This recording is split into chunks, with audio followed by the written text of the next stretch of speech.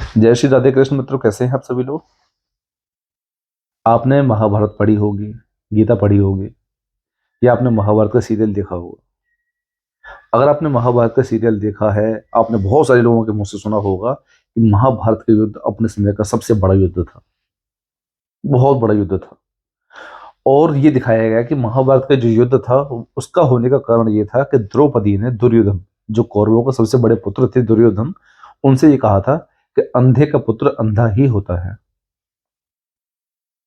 ये हमारी महाभारत में दिखाया भी गया है। लेकिन अगर आपने कहीं गीता पढ़ी है, आपने महाभारत पढ़ी है जो वेद व्यास ने लिखी है, अगर आपको इन चीजों के बारे में दिखाया गया है कि द्रौपदी के ये कहने से कि अंधे का पुत्र अंधा होता है उस वजह से महाभारत हुई है, तो आप जरूर मेरे को कमेंट सेक्शन में बताइएगा। सबसे बड़ी बात तो यार ये है कि महाभारत जो लिखी गई है उसमें इन शब्दों का इस्तेमाल ही नहीं है। उसमें साफ बताया गया है कि द्रौपदी ने ऐसा कुछ कहा ही नहीं था। द्रौपदी ने कभी नहीं कहा दुर्योधन को कि अंधे का पुत्र अंधा होता है। उसमें ये जरूर दिखाया गया है कि दुर्योधन जब उस महल में आता है इंद्रप्रस्थ वाले में, तो वहां वो जल को फर्श समझकर उसमें गिर जाता है। तो वहां भीम वगैरह जो थे वो उनको देखकर हंस जाते हैं। लेकिन वहां द्रौपदी का कोई जिक्र ही नहीं है महाभारत में। ये लोग सीरियल में दिखा देते हैं और हम उसको सच मान लेते हैं। ये अपने टीआरपी बढ़ाने के लिए लोग देख रहे हैं, उसी चीज को ना थोड़ा सा ज्यादा बढ़ा चढ़ा के दिखा देते हैं और हम उस चीज को सच मान लेते हैं।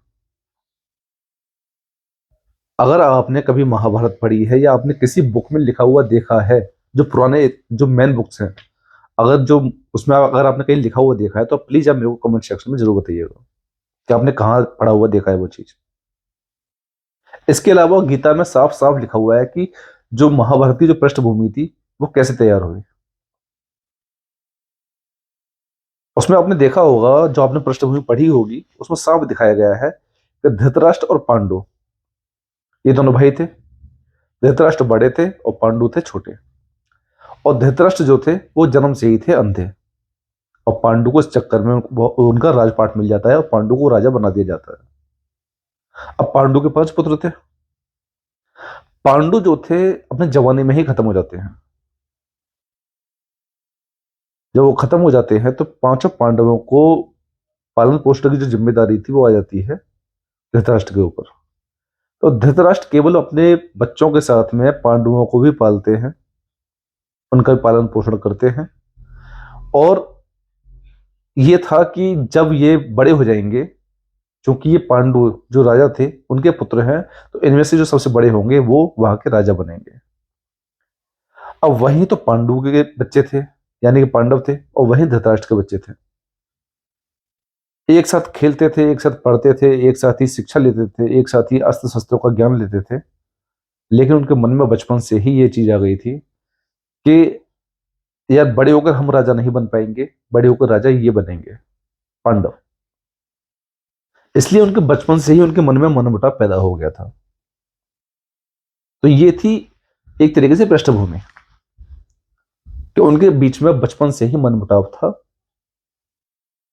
कि ये राजा बनेंगे बड़े होकर और हम राजा नहीं बन पाएंगे।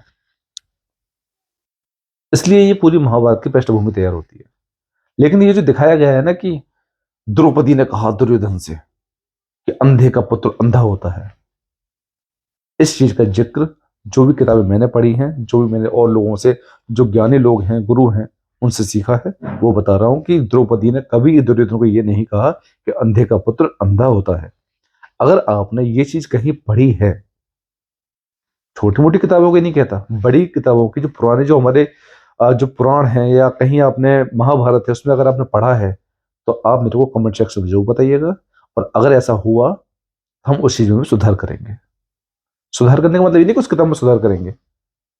सुधार करने का मतलब ये है कि हम इस चीज में सुधार करेंगे कि हाँ भाई, ये चीज इस किताब में दी गई है और ये हमको ज्ञात अब तक नहीं था और अब हमको ज्ञात हो गया है। तो जो मैंने पढ़ा है वो मैं आपको बता देता हूं कि मैंने आज तक कहीं नहीं पढ़ा कि द्रौपदी ने ये कहा था कि अंधे का पुत्र अंधा होता है, और इस चक्कर में महाभारत की युद्ध हुआ था। ओके, जय श्री राधे कृष्ण।